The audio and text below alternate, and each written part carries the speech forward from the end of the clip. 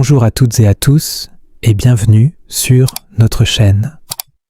Aujourd'hui, nous allons plonger dans l'univers fascinant d'une légende vivante du rock, Mick Jagger, un homme dont la vie a toujours oscillé entre gloire fulgurante et scandale retentissant.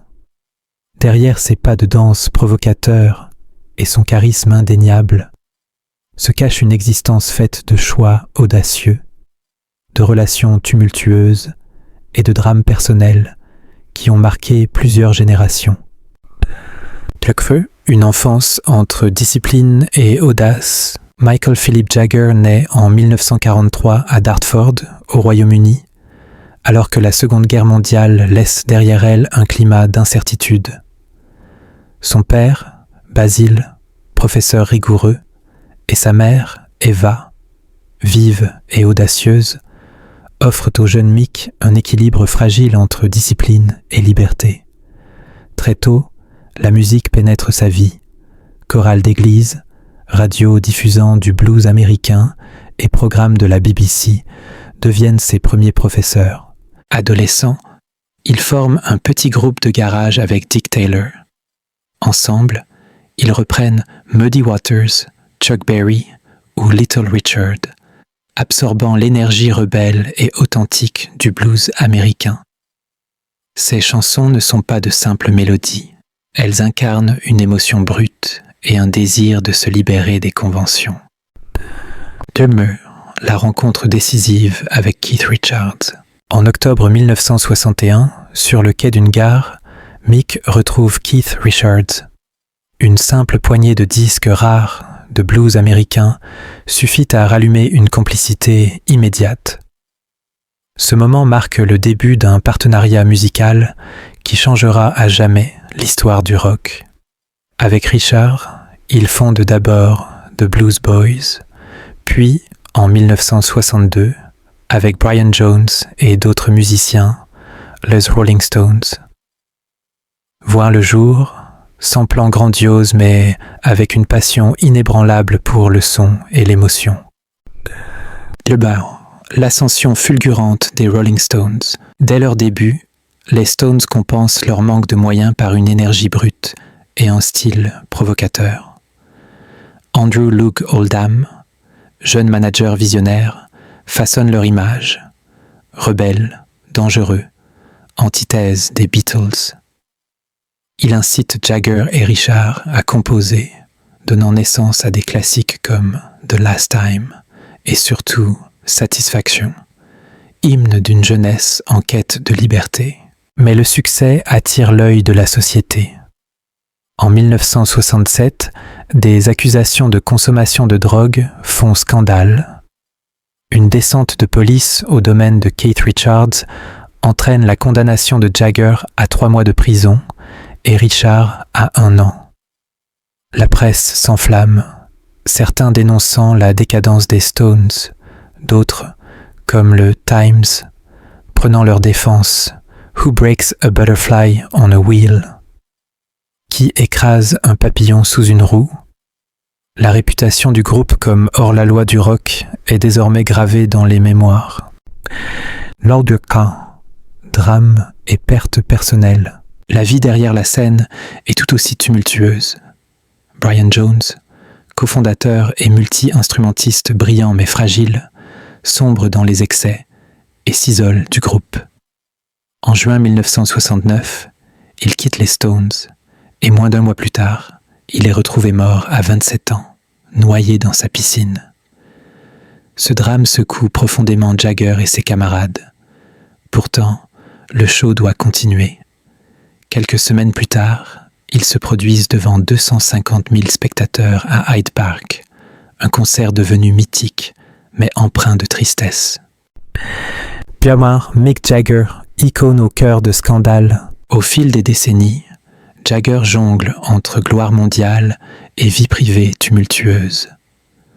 Père de 8 enfants issus de 5 femmes, il a souvent été au centre de rumeurs et de scandales médiatisés.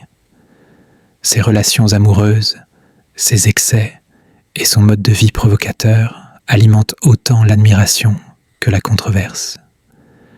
À plusieurs reprises, il a envisagé d'autres carrières, notamment en politique, affirmant que la scène et la politique exigent charisme et mise en scène. Mais aucun amphithéâtre ni discours ne pouvait rivaliser avec l'appel du blues et l'adrénaline d'un riff partagé avec Keith Richards. Durbar, la légende d'un survivant. Aujourd'hui, à plus de 80 ans, Mick Jagger continue à se produire avec une énergie qui défie le temps. Derrière l'icône se cache un homme qui a traversé des décennies de gloire, d'excès, de scandales et de tragédies. Son histoire n'est pas seulement celle d'un musicien, mais celle d'un survivant qui a transformé chaque défi et chaque scandale en partie intégrante de sa légende, influençant des générations et redéfinissant le rock pour toujours.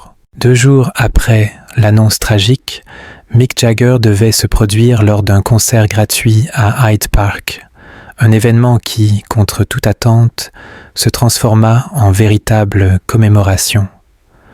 Vêtu de blanc, il monta sur scène et lut des extraits de poèmes de Percy Bysshe Shelley et John Keats, plongeant l'audience dans un moment suspendu entre deuil et admiration. Des milliers de papillons furent alors relâchés dans le ciel londonien, symbole fragile de la mémoire et de l'hommage. Le groupe entama son set avec des morceaux tout juste sortis, tels que Honky Tonk Women, et la musique, tout en vibrant de vie, semblait porter le poids du chagrin collectif. Mais le destin ne comptait pas leur laisser un répit. Quelques semaines plus tard, le 6 décembre 1969, l'Altamont Free Concert en Californie allait basculer dans le chaos. Inspirés par le succès de Let It Bleed, les Rolling Stones avaient engagé des membres du club de motards Hells Angels pour assurer la sécurité. Une décision qui allait se révéler catastrophique. Mal préparé et dépassé par l'ampleur de l'événement, le groupe de sécurité ne tarda pas à perdre le contrôle. Dès l'arrivée de Jagger sur scène, un fan l'agressa au visage, signe avant-coureur d'une nuit marquée par la violence. Sous les lumières vacillantes, alors que Under My Thumb résonnait, une altercation près de la scène se transforma en tragédie, jetant une ombre sur ce qui devait être une célébration musicale. Les Stones, inconscients de l'ampleur de la catastrophe, poursuivirent leur set, craignant qu'un arrêt brutal ne déclenche une émeute. Ces événements furent immortalisés dans Gimme Shelter, gravant à jamais cette page sombre dans l'histoire du groupe. Jagger confiera plus tard avoir été saisi par la peur ce soir-là, hanté par la proximité du danger. Les années 1970 et 1980 marquèrent ensuite les tensions au sein du duo Jagger-Richards. Les succès s'enchaînaient, Sticky Fingers, Exile on Main St. E, Some Girls. Mais l'arrivée de MTV bouleversa l'industrie musicale et les ambitions solistes de Jagger entrèrent en conflit avec l'attachement de Richard aux racines des Stones. La sortie de Dirty Work en 1986, enregistrée souvent séparément, reflétait cette rupture. Richard ne tarda pas à exprimer son ressentiment, surnommant Jagger Brenda et Her Majesty, critique à peine voilée d'un ego devenu, selon lui, démesuré. Pourtant, malgré les tensions et les piques publiques, un lien complexe subsistait. Comme l'écrit Richard, ils n'étaient mat plus amis, mais des frères unis par la musique et par l'histoire qu'ils avaient bâtie. Derrière la légende de scène, Mick Jagger vivait une vie personnelle tout aussi tumultueuse. Ses relations amoureuses, souvent passionnées, furent marquées par des pertes et des drames intimes. Avec Marianne Faithfull, il connut le vertige de la créativité et le désespoir d'une grossesse perdue en 1969. Quelques années plus tard, sa liaison avec la chanteuse américaine Marsha Hunt donna naissance à Caris Jagger, premier enfant de Mick, un point d'ancrage discret dans une vie marquée par le tumulte médiatique.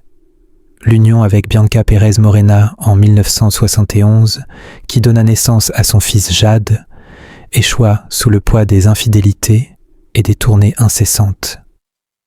Leur divorce en 1978 fut un épisode révélateur des sacrifices exigés par la célébrité.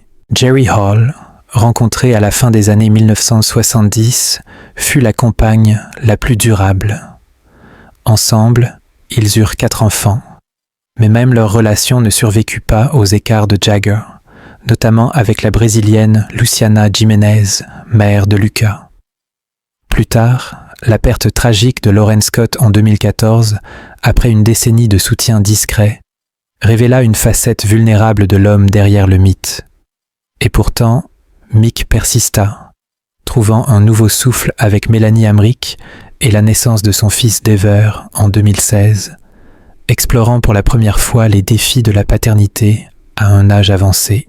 Aujourd'hui, à 80 ans, Jagger livre une réflexion sur sa vie et sa carrière qui dépasse la légende du rock. La gloire, la musique et la scène, si exaltantes soient-elles, n'ont jamais apaisé la solitude ni satisfait sa curiosité intellectuelle. Son intérêt pour l'écriture et la politique reste une part de lui que la célébrité n'a pu effacer. Et sa relation avec Keith Richards, oscillant entre rivalité et fraternité musicale, témoigne du prix à payer pour un succès sans précédent. Au final, l'histoire de Mick Jagger est celle d'un homme partagé entre la lumière éblouissante de la scène et l'ombre de sa vie privée, entre triomphes musicaux et pertes personnelles. Une vie où chaque chanson, chaque scandale et chaque enfant raconte l'histoire d'un mythe capable de se réinventer, mais jamais de fuir son propre destin. Sa légende ne se limite pas aux riffs iconiques ou aux performances électriques.